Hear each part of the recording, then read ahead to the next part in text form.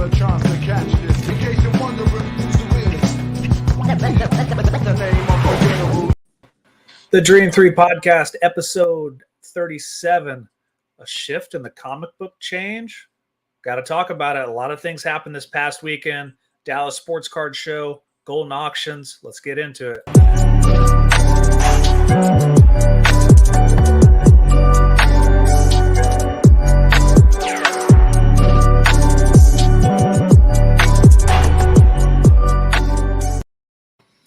So after a good weekend, we had a lot of stuff go happen in the sports card world this weekend. We had a big auction from Goldin, the best collectible and sports card auction in the world. We had the Dallas Sports Card Show that was on and popping this weekend. Neil, kind of where do you want to start with this? Let's start with the Dallas Card Show. I heard there were a lot of people who sold a lot of stuff, traded a lot of stuff. I heard it was just massive. The trade nights were like on fire. It feels like Dallas is like the one place that seems to be always does really well for everybody. And I need to get out there. I need to go to Dallas. Yeah, Dallas, you see it on all the vlogs from all the big time guys, Ryan, Mojo, any guys who's pretty major in the sports card industry. Like Dallas is kind of the place to go. Chicago has its one or two couple a year. Obviously, there's sports card shows almost every weekend, and they're popping up more and more. Heck, even in Indiana, I think there's at least 5 or 6 sports card shows going on a weekend, which is nice now. But also, people are starting to gear up. We're only 9 weeks out from the Nationals, so start making some ideas, making some plays and some game plans now, and getting ready for the Nationals. So it's great to have people buying and trading in the hobby. That means the hobby's doing well, and not people aren't just kind of holding and waiting. Anytime there's active movement, it's always good. I purchased a ticket for the National to go there, and I'm not going to be able to make it this year. So I got to figure out how I can get rid of that or something. I don't think I can, but I would love to go, but I don't think I'm going to be able to make it. It would be sick to go, but what if we gave it away on the podcast? Well, here's the thing. I don't know if I can transfer like my super VIP to someone else. Yeah. If I can, I'll do it. But that's a good point. I'll give it away if I can, but if not, no worries. But so Dallas happened this past weekend. Also, Goldin Auction. There's a ton of stuff Goldin Auction going on. The biggest wasn't even a sports card moment. Had the a Detective Comics first appearance of Batman sell for $1.74 million, which is a large amount for any comic book. So I beg the question to you, kind of off podcast, but is this showing that comic books are coming back? Is this an opportunity for the comic book market to get hot, or is it just here and there? I think it's a one-off thing. It's something where me personally, I just like comic books have always been there. They've had their time.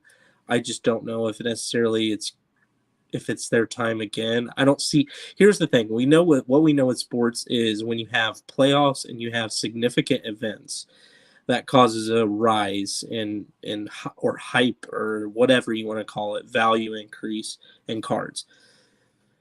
How the same thing happened with Pokemon. What is there to Pokemon to help increase the value other than like a 25th anniversary? So I'm not sure what that was for Batman specifically.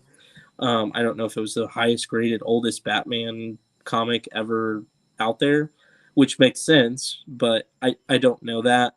At the same time, Marvel and DC comics are great, but I like the movies, and that's about the extent of where my knowledge and love goes. So do you feel that, and me being a comic book collector also, but not a super graded comic book, but more just like, normal in sleeves comic books. So is there an opportunity for that to grow into the hobby, or do you think that it's kind of gone and passed? Because the one thing with, graded comic books, unlike sports cards, we also felt this in the shoe market that, they take up a lot of space. They're big. The tangibility is very much an issue. I think you're right on the head, or you nailed it right on the head with that. Comics are great. Like, if you truly love comics, I have no problem with people who want to collect them. The same way that people like to collect celebrity autographs, or the way that people want to collect Marvel cards. That's cool. I think it's a niche community. But as it goes for sports cards and the sports card hobby, I'm not, like, the sports card hobby is what drives the market, not the comic books and miscellaneous things. Yeah, because it's hard to see with the background, but it's, these things are huge. Like, graded comic books take up a lot of space. Massive. So I can understand, but there are super collectors of everything, and that's always great to have. But and one thing that I can bring up in this is, going to Comic-Con this year in Indy, there were some sports cards there. There were people selling wax. There was people, not just Pokemon, but I went with Tommy, and and I obviously found the guy who was selling wax, and it's a bunch of megas and blasters of like NFL playoff, and the guy's like $30 higher than what he should be. And Tommy's like, "Is that good?" I was like, No, I understand what he's trying to do, but it's you're almost seeing a cross pollination of comic books and sports cards, or guys who are kind of in that collectibles type area where maybe it's not just a sports card shop, maybe it's not just a sports memorabilia shop, but someone like a Valkyrie Vault here in Brownsburg, where it's like Funko Pop collectibles, comic books, board games, and then he has a small trading card section. So you're kind of seeing that cross pollination happen. So here's my thing, and I don't want to be a negative Nancy, because I think there's too much of that, especially in 2022.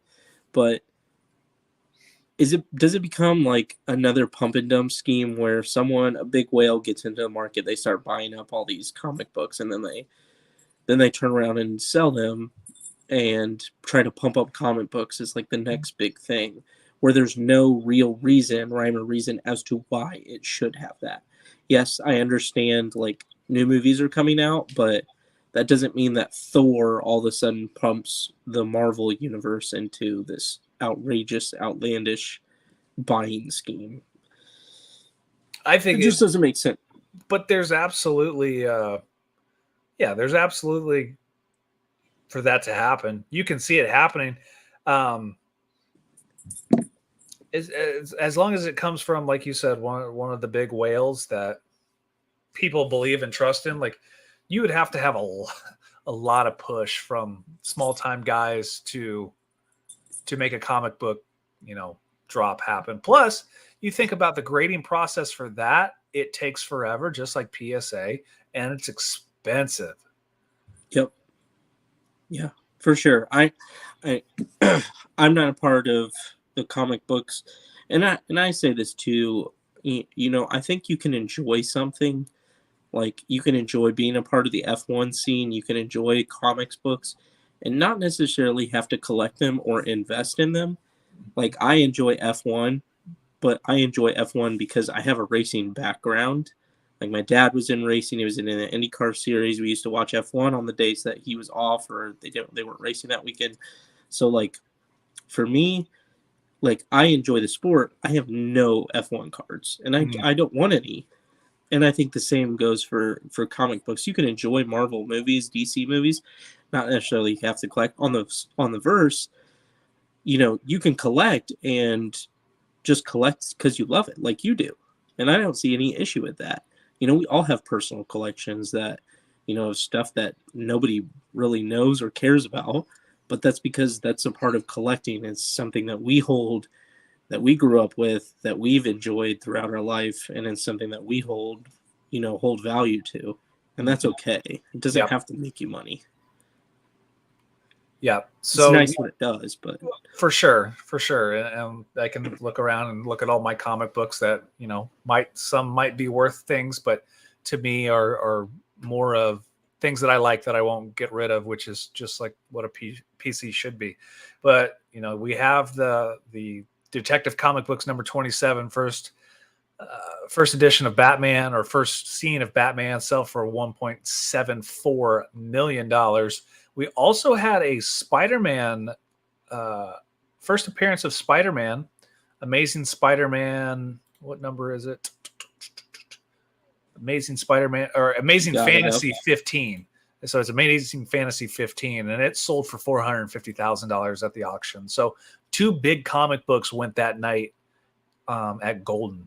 But also, there's a ton of other cards that went that night also. Agreed. I'm looking through, and I've been writing down a list of some things, just some notable ones, specific to just kind of following the football market, because I'm going to be honest, I'm still looking forward to football. I'm looking forward to next year. Yeah. Even though I'm relishing every day knowing that I'm the Super Bowl champion, I still get to look forward to football every year. So, and I've been buying football kind of on the side. I got like just some cheap stuff.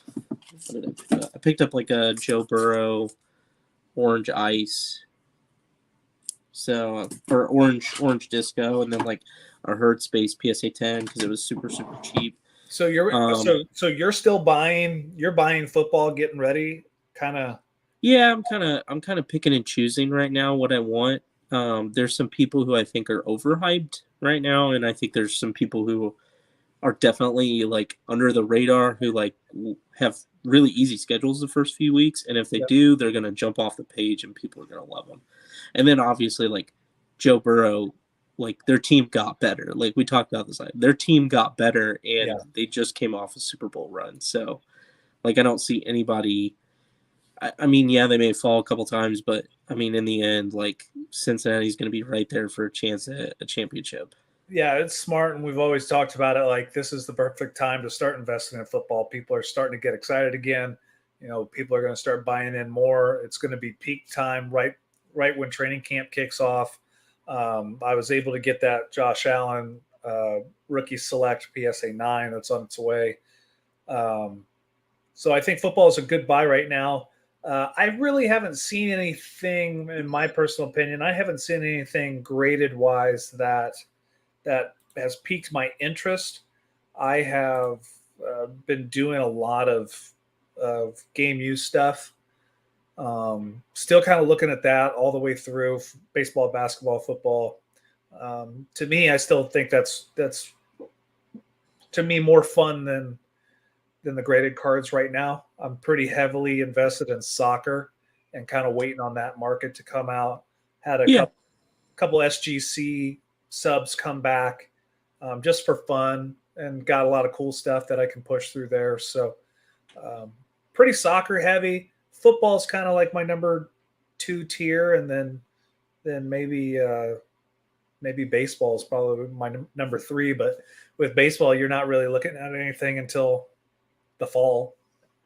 Yeah, I've come to, and I actually just sold that Havertz in a deal.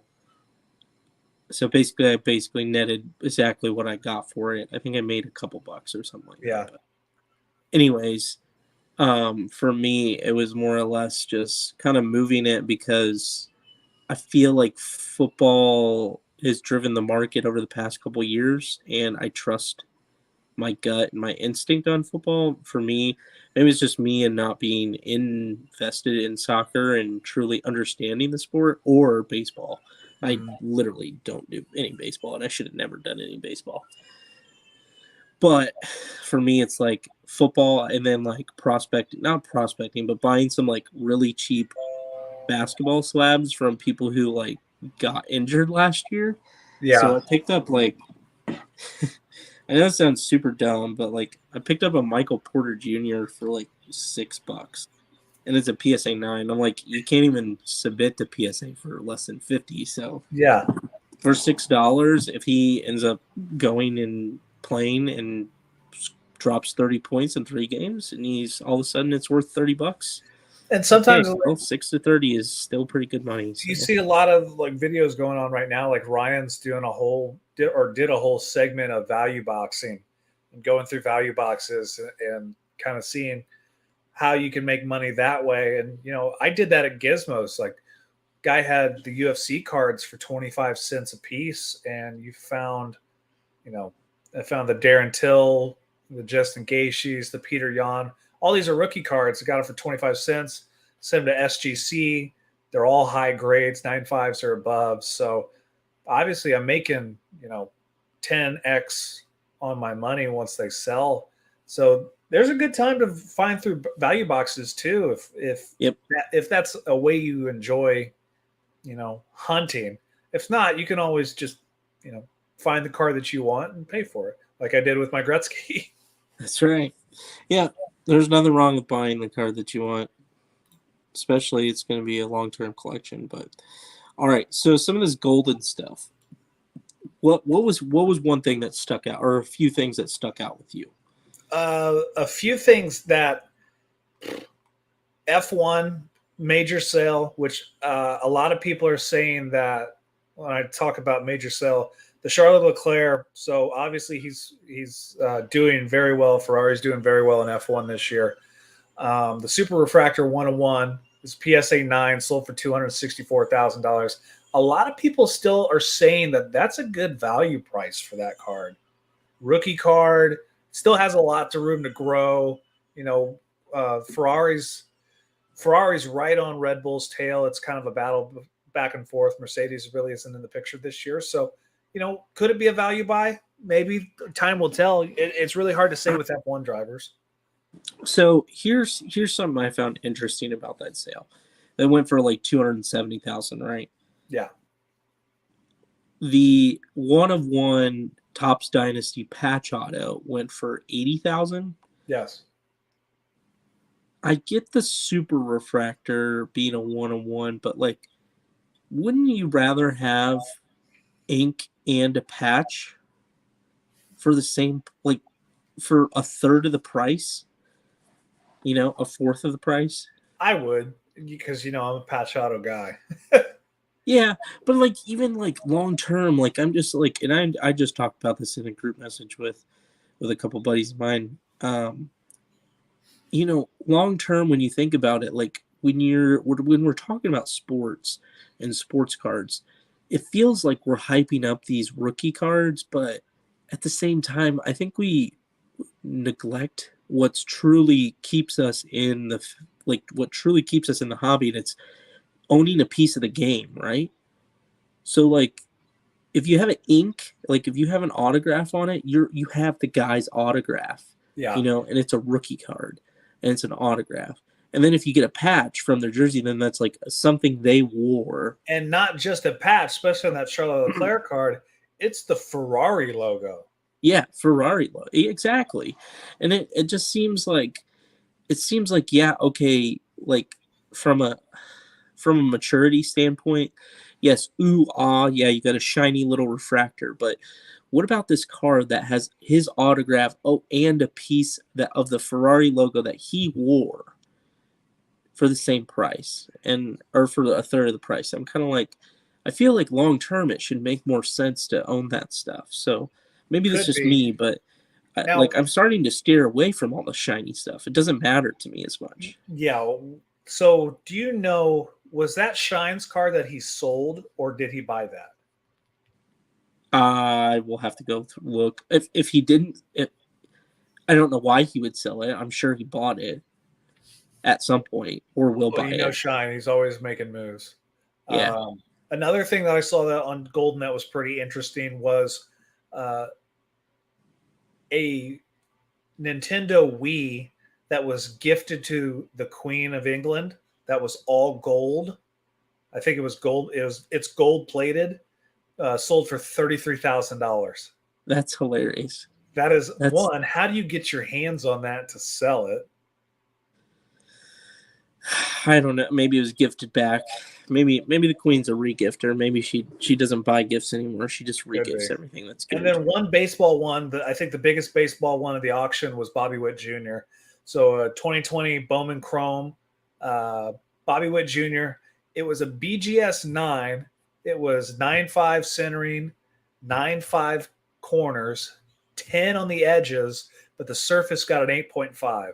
Had a 10 autograph, and the card number was 3 out of 5. It ended up selling for $51,000. So Didn't Bobby Witt just get demoted to one single A ball? that I don't know, because obviously I don't follow. I'm not deep into baseball. I'm pretty sure he did, which is rough. That's rough. Yeah, That's really rough. so That one hurts. baseball's hard. Like, Bobby Witt Jr.'s the poster child of the 2020 guys. Him, Lewis Roberts, Bo Bichette, got like Galvin Lux. Like, he was hot for a good minute and that completely fell off.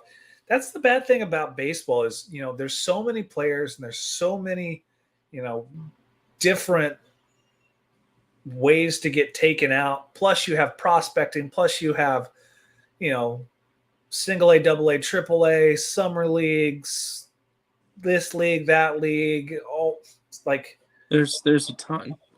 If you bet right in baseball and win, like on a Juan Soto or Mike Trout, you win big. But there's a lot of times where you spend a lot of money and wait a long time and get absolutely nothing out of it. Yeah, agreed.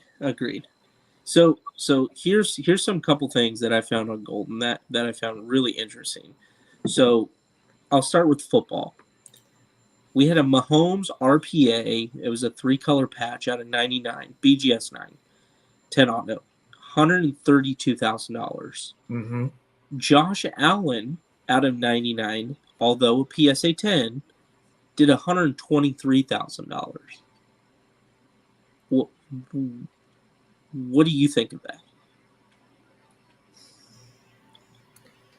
For 10 grand less, and yes, a great bump, Allen is basically right at Mahomes. And we've talked about this, Is it like Allen is super, super high right now, or is it Mahomes is like falling off a cliff? I think a little bit of both. I think the hype behind Josh Allen going into this year is through the roof. Peter King came out with his top 32 teams in the NFL or his power rankings, and the Bills are number 1. So a lot of people are buying heavily in Josh Allen right now, thinking that he's going to be not the next Patrick Mahomes because he's got a completely different playing style, but they think he's going to win a Super Bowl the next couple of years. He's got the team to do it. Now, we'll see. The Chiefs obviously aren't going to be what they've been in the past, but you're going to have to look at Patrick Mahomes as he's still that dynasty player without Tyreek Hill. That's why this season's got a lot of interesting notes to look at to see, who's going to be good, who's not. Coming to mind right now, people who could make the Super Bowl, like realistically, the Bengals, the Bills, the Chiefs, the Ravens, Chargers, Broncos. Who else am I missing? You could say the Browns. You could say the Browns, depending on what happens. You could say a deep playoff run for the Raiders if they all gel together. Yeah, the Raiders got better. The Raiders got better. Who else? In the AFC, I don't think you can say the Patriots. I don't think you can say the Dolphins. Nope. Can't say the Jets. Can't say Colts. Colts would be hopefully just make the playoffs. I don't see them making a deep run. The Titans got worse. And they're in a lot of trouble. Yeah. So right there, 8 teams. You got 7 or 8 teams who realistically have a chance at the Super Bowl. And only 6 of them make the playoff? Uh-huh. So 6 teams make the playoff. 8 people realistically have a chance at a Super Bowl. And the Bills are the runaway favorites. Like it just to me it seems like it's a toss up. I'm gonna be honest. I wouldn't bet on any one of these teams to make it because it feel like I would be losing. Like it's a long shot. Yeah. Just because it's so deep. It's so deep and it's so talented in that Well, AFC. the AFC is so deep this year. The NFC, kind of like we've been talking, there's 3 teams. Yeah, it's 3 teams and that's it. And the other teams are playoff teams, and that's about the extent of where they're going. Mm-hmm. And you could even say like the Packers really aren't a team that's going to probably make the Super Bowl because they don't have enough talent on the offensive side of the ball anymore. So what's a better investment plan? Betting on one of the AFC teams with cards or betting on one of the 3 NFC teams with cards? Man, that's tough. Here's the thing. I think the MVP ends up coming out of okay, thank you. Mikey, thanks for the comment. Yes, 7 teams make it in the playoff. So 7 teams making the playoff. So you're still losing one team who's potentially a Super Bowl favorite. So I think the AFC, whoever's in the AFC is probably going to end up winning the MVP this year, just because they're not going to give it to Rodgers and it's probably not going back to Brady or Stafford, just because they play in a crap. I mean, let's be honest, it's really not that tough a conference anymore. The NFC's not. So, like, I understand an MVP, but a Super Bowl is something way, way different. And then, like, if you make it to the Super Bowl, do you trust them to beat the Rams?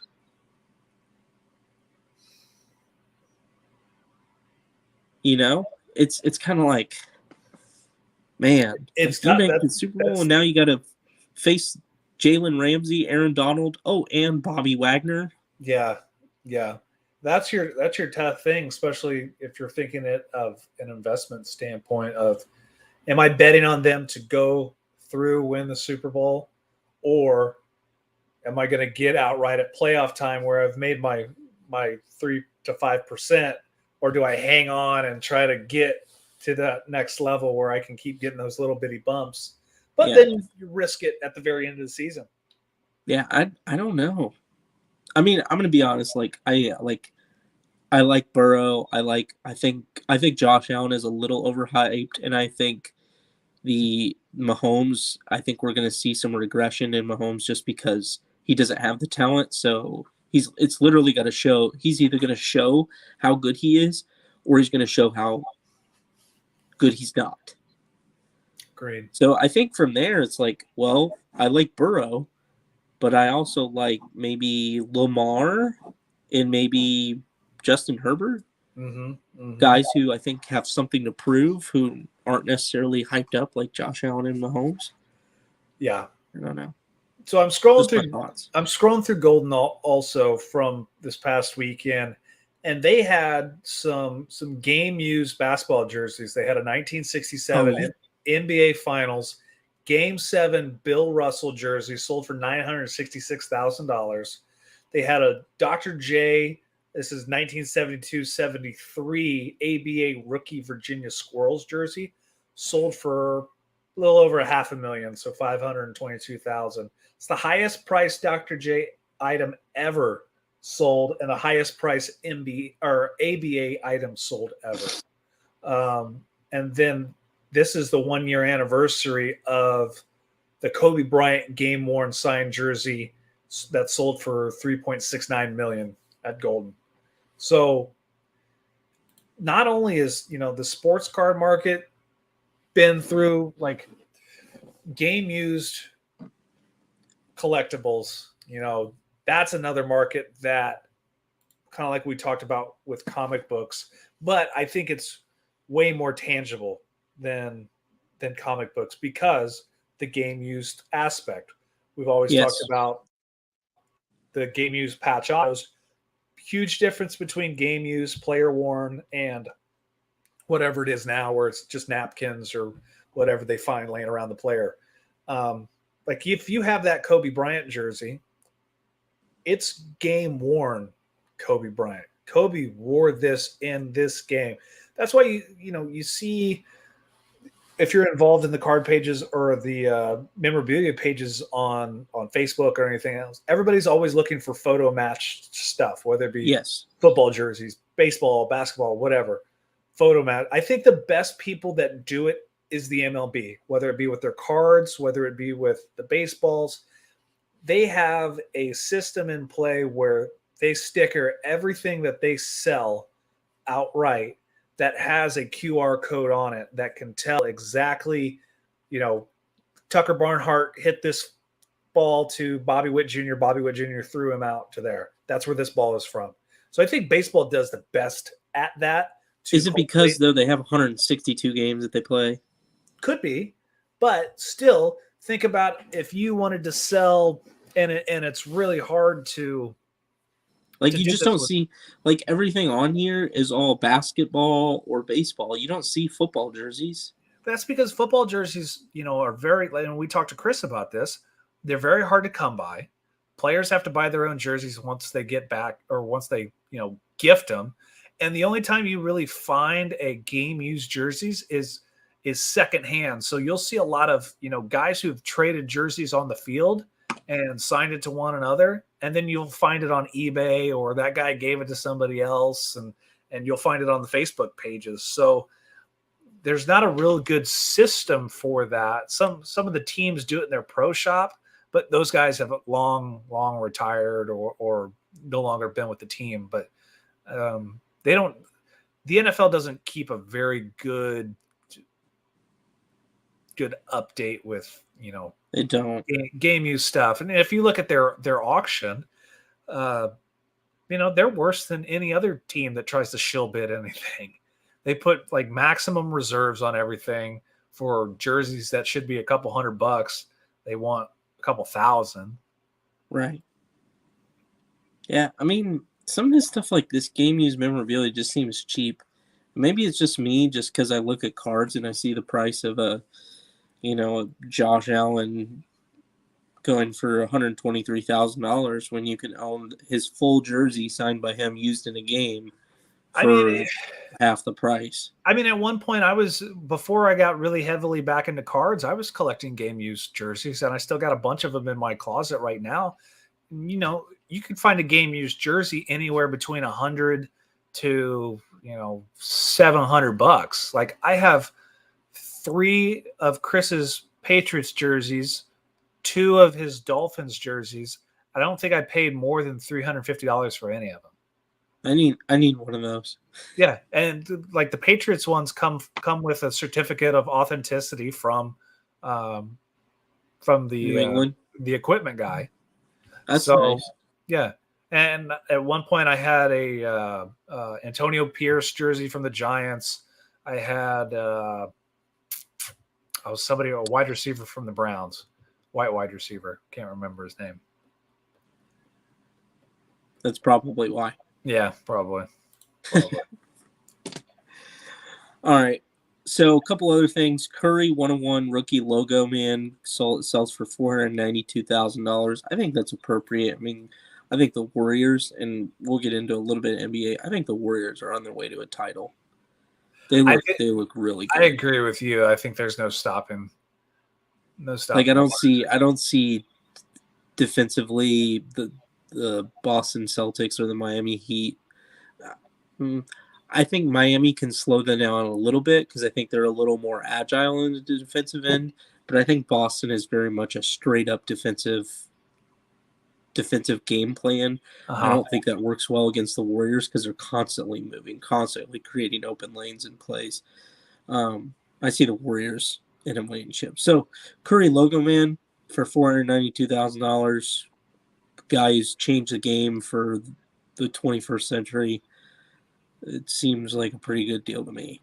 The only other thing that I wanted to point out, a flawless. Okay, so we had the Josh Allen RPA to 10 go for $288,000. Yep. Flawless Josh Allen tag, which is to 5, I think, $32,000. So what's the tag to 5? I think it's to 5. So then you're playing off the jersey number. No, I lied because he wears 12. No. Yeah, you can't. Or he wears what number does Josh Allen wear? 11?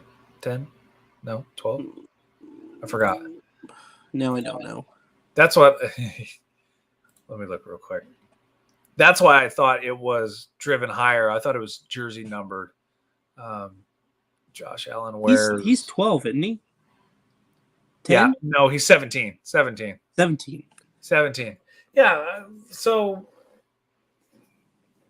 hollow gold, unless I'm looking at the card, it's just unless you're going off that even this. gold. How about this? Flawless Shield rookie. So rookie 2018 Flawless Shield auto rookie 101 $54,000. Flawless NFL Shield. So how does a shield be 3 times priced and out of 10? Yeah. I don't get that's I think Flawless is a better set. Like I get it, National Treasures, the RPA, blah blah blah, blah blah blah. But the card aesthetically looks better in Flawless. No, and we know in basketball, Flawless are game used. Yeah, obviously rookie cards in Flawless for football aren't game used. You got to wait a year or so. I don't know. I feel like the discrepancy in some of these products just doesn't make sense. I agree with you. I don't know. I'm a big Flawless guy. I think Flawless is underrated. Aesthetically, they look better.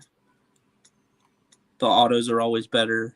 Mm-hmm. Sometimes on those NTs, the acetate finish like ruins the card, so you literally like the ink is really bad on it. It looks awful. I don't know. It doesn't make sense. I get the market likes it. Maybe there's a chance down the road. Maybe there's something down the road. Maybe that's what we need to invest in. Flawless. We just need to go for Flawless rookies. Maybe they'll change their mind. We'll see. I mean, and also, Fanatics is asking what products would you like to see come back. So, maybe it's a return of an old product that takes over the market. Exquisite. Yeah. Ultimate Collection. Topps Chrome. Topps Finest. Bowman's Best. Bowman's Best. There's a lot of those 90s-esque style cards that people love, and they're catching fire again. I mean, Topps still does a Topps Finest baseball. Yes.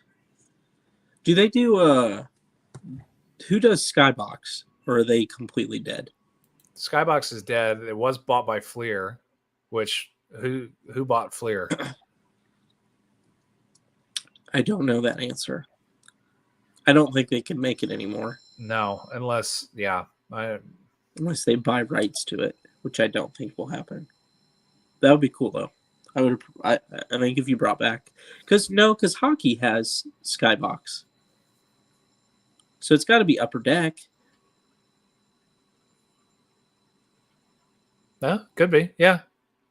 So because they had the PMGs in this year's product for Skybox Metal. Yeah. That would be nice. That would be nice. I even sent Josh because Josh has never seen like Leaf Pearl, and especially their hockey stuff. Where I found a Martin Brodeur, like a buckle from his mask, and sent it to Josh. And be like, yeah, man, Leaf has some nice product also. Yes. Skybox Metal. Yeah, I remember Skybox Metal. And they signed Erling Haaland too. Yeah. So he's exclusive to Leaf now. That'll be interesting on how that shakes out. Okay. So we've gone through 2-3 weeks now, or second round. We're in the Eastern Conference and Western Conference finals in the NBA. Yep. We're in the second round of NHL playoffs. Who are you surprised by, and who are you not surprised by? Obviously, we're not surprised by the Warriors. The Warriors do what the Warriors do. They're very, very deep everywhere. Kind of watching right now to see what's going to happen between Boston and Miami. I think Game 4 is tonight, right? Yeah, they're playing right now. It's, kind of back and forth-ish. We'll see, what's going to happen. Hockey-wise, I can't stand Jason Tate. I can't stand the Celtics. you can't. That whole fan base is just a bunch of Boston, yeah. Boston short wieners and Dunkin' Donuts. Yeah, raging aggressive behavior. As far as hockey goes, I've been watching a little bit of the Oilers Calgary Flames series. Yes. Freaking, I'm not sure if it is Connor McDavid, but he basically has to do all the work almost on his own. Trying to think what else did I watch. Tampa Bay's up 3-0 in their series, so they look like they're headed back to the Stanley Cup final. Yeah. The Rangers are down 2-1 to Carolina. Edmonton's up 2-1 in the series, and the Avs are up 2-1 tonight. And they play tonight. Now, Tampa. So more than likely, you're going to get the Avs and Edmonton, and you're going to hope. Yeah. And you're going to get Tampa Bay and see the Rangers. Carolina. Tampa Bay is going to run through Carolina again. Tampa Bay will run through either one of them. It's just, can the Rangers make it a series? I think they can, only because the Mecca, like playing in the Mecca, Madison Square Garden, helps you. Uh-huh. And I think that crowd is really good. But, man, Tampa Bay is just good. And when you have Vasilevsky playing goalie, I mean, he's unstoppable. He's that good. Yeah. Yeah, we'll see how that goes. Good. There was definitely good hockey. NBA, it looks like the Warriors are going to win, so you guys can turn that off and start buying yourselves Steph Curry cards, because it's not going to turn out much better than that. But, yeah, that's where I see it from now. Did you watch the F1 race? I caught the highlights of it. I didn't get up early enough to watch it, but I did see the highlights. A lot of people going off in turn 4. Yes. Good run by Lewis Hamilton to get a tire cut in the first lap and a half. Come back from the back of the field, end up, I believe, in 6th. No, he did he? No, he finished top 5. Did he? Yeah, I think so. Okay. Because he so when Max George Hamilton got a podium. Yeah, he got 3rd. I'm pretty sure Carlos Sainz passed him to get 4th, and then Lewis finished 5th. Yeah, because big move by Leclerc to go off track, and him coming off track and going to the back, finishing no points. That allows Verstappen to jump him in the points, and it also allows Red Bull to open a bigger lead in the Constructors' Cup. So, it's a long race, but it's basically it's a two-team race. It's Red Bull and Ferrari this year. George Russell's proven that he deserved that seat. Yeah, he's running. So don't get me wrong, Bottas is a really good driver. He's been near the top in playing or with his constructor. He's still been running in the top of the standings and in finishing well. But George Russell is just on a different level. I think people are starting to see how good he really is. It's really sad that Mercedes doesn't have the car design, the upgrades, nothing that really they haven't found anything to make them a better car this year. But could you imagine what George Russell would have done in last year's Lewis's car or the year before Lewis's car,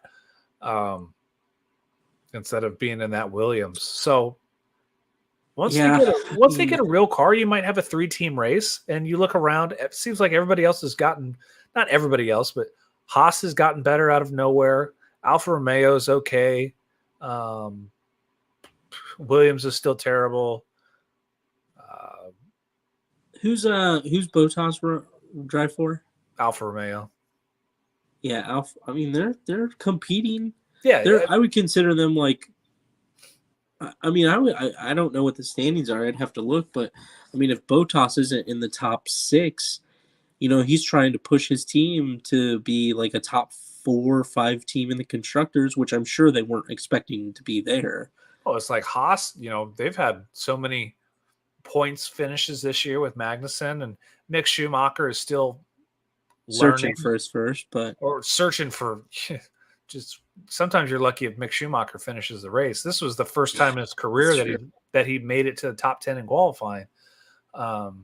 It's not for everybody. There is I don't know if it's a rumor or if it's going to happen or what, but I know the Andretti's are making a push to have an F1 team with 2 cars next year. It has to be approved. It has to be approved. Sign, though. As a driver, that's easy. You sign Brian Herta from IndyCar, who's already has an F1 deal with Haas to be a test driver. And Herta's a really good driver. And then if you want my opinion, Kyle Larson. You mean Colton Herta? Colton Herta. Brian Herta's his dad. Yeah. Yes, Brian. Yeah, Colton Herta and Kyle Larson. Could you imagine 2 Americans? That's one thing the F1's missing is American drivers. They haven't had American drivers since I think Scott Speed.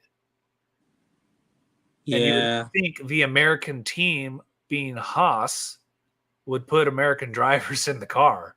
But, right. But you go for the Mick Schumacher because it's got the Schumacher name, helps sell sponsorship. Kevin Magnussen is a great driver, but if you're Gene Haas and you own the team and you're floating the bill, why would you not want to put an American driver in it? Yeah, especially if we're racing 3 times in America now. Yeah, no, you're right. I don't know who. Yeah, I mean Colton's probably your best bet. Young driver, young, fearless. He showed at the Indy Grand Prix that he can drive in all kinds of weather. Right. The only person who I'm looking at on their like IndyCar series, Simon Pagenaud used to be a really good course driver, not an oval. He wasn't as good of an oval driver, but he was a really good road course driver.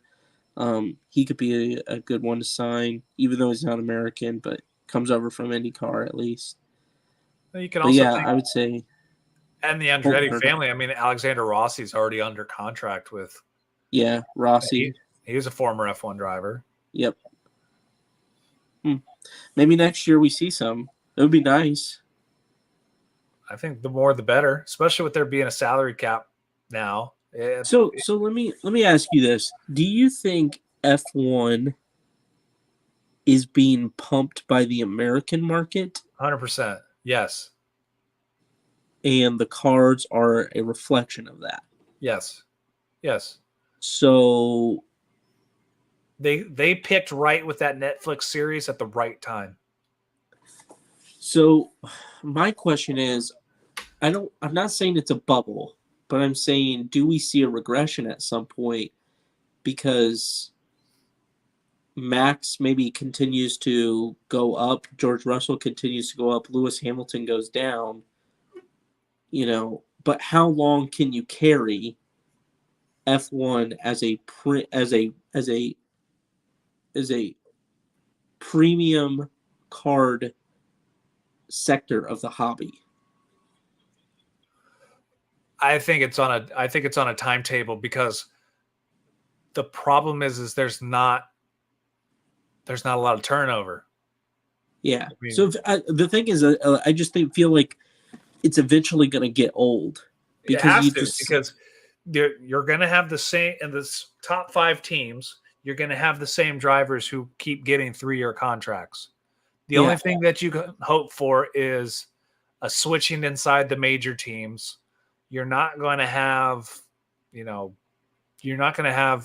you'll have F2 drivers that come up to the Williams, the Haas's, the Aston Martin teams, but it's not like football where you have this college star who can jump right in and be, it's almost like I'm not saying it's at its peak, but I'm saying F1 was pretty much at like its peak last year when you had like the greatest of all time and you had Max really vying for a championship. But now that you don't have Lewis in it, I'm not saying it's lost its steam, but I'm saying it's got a shelf hard life to justify long term that you're going to see the same kind of what's the word I'm looking for? Parity. You're not going to see parity in it. So like when you take football, any one of those 8 teams could make the Super Bowl and it changes the market completely. Yeah, you're not going to see more than 3 drivers have a chance at a championship every year. Yeah. And these guys who are Alfa Romeo, Haas, McLaren, these guys, they're not vying for a championship. So the only thing that's going to give them any kind of value is if they somehow manage to win a race. Yeah, for sure. And how long does a Netflix series go before it gets cold and tired? Yeah, it gets cold, it gets tired, it gets worn out. You got to create new storylines. So if you're smart with F1 cards, you're hoarding the first year stuff. Like the first year F1 Dynasty boxes are going for $4,500. Yeah, I mean, hold the first year stuff, and I don't know. And then if you want parity to make it hot, if you get an American driver right there, bang, there's your. I like it, Mikey. I think you're on the right path. I think that's how you bring it in. Mikey Redline Firebreak says if we get an American drivers in the F1 series, I think it can pick up some steam. But without American drivers, without that American ties, I think it's going to go by the wayside. You're going to keep losing that American market. And, and just because we have 3 races in here doesn't mean that, it lasts forever. Look at Indianapolis. They only raced there a handful of years because F1 and the FIA, hated the Indianapolis track, and a whole bunch of stuff went down and ended up obviously leaving Indianapolis. There were only like 1-2 year deals for racing at the tracks. So, if you want to keep it hot, put an American in there because it's kind of like soccer. Like people were all pumped about the MLS for a little bit, and then you never hear about it. People were pumped for Major League Rugby. Now you rarely hear about it. Paintball. Yep. Paintball went through the same thing. Paintball was on ESPN2, was getting more and more back in the 2000s. You'd never hear about paintball unless you're a diehard. Yep. It's almost like it's built its infatuation with the American market has built its infatuation with F1, and it's how long that's going to last. Agreed. Because ultimately, when you look at like the Mount Rushmore of sports cards, your Mount Rushmore as Mickey Mantle, Tom Brady, Michael Jordan, and what? LeBron? Yeah. And I don't see F1 or anybody in F1 creating a spot there. No, or having a long-term effect. Or Gretzky, sorry. I mean, you could consider Gretzky in there. But anyone in F1 having a long-term effect to be able to jump up and make a case. Yeah. There was an interesting statistic that came out after the Miami race. It said there were 2 million viewers who watched the Miami race, which was the most it's ever had in F1 in American sports or American sports watching. The most F1 ever had. Meanwhile, NASCAR did 2.3. Yes. So it's like NASCAR did more than F1 did. So what does that say from a global perspective on how big F1 really is getting? Yeah. it seems like it's more niche to the hobby than it is It is. truly a growing sport. Just like it's niche to the American motorsports market. Yep. It's the biggest thing in American motorsports, and that's the only thing from that side of the hobby that we're getting. Although I do think if the PGA came out with a Netflix series, that would be awesome. Only because a lot of those guys just like totally dog and play with each other all day long. If you've seen some of Ian Poulter's like behind the scenes like talking at the table after rounds, it's hilarious. You got to keep it hot. You got to keep it fresh. You got to, that's the big thing. The biggest thing about Hard Knocks is it's the same thing every year. Like trust me, as somebody who played football for 22 years, it's the same thing. You can only tell the story of people getting cut and people working out and getting mad and fighting at practice so many times. Same thing with F1. I mean, yeah, guess what? People's contracts come up, people wreck cars, stuff happens, sponsors leave.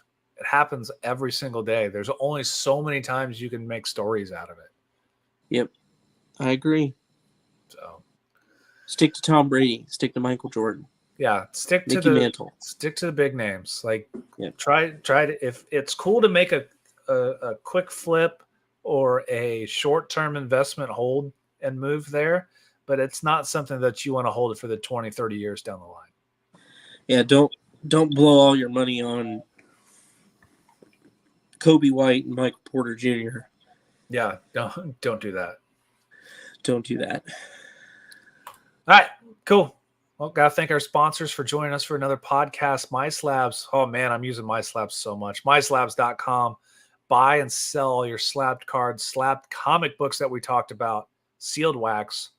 You get a seller's fee of only up to 1%. Good place to go. Don't get on eBay and use that 12% stuff. Slab Savers, protectyourslabs.com. If you use code DREAM3, you're going to get 10% off your order. I got a bunch of them sitting right here. They are great to use for anything in your cards. Graded Card Solutions, that's gradedship.com. Use code DREAM15. You're going to get 15% off your order. Ship your cards safely because we don't trust the post office. And then Nation Golf.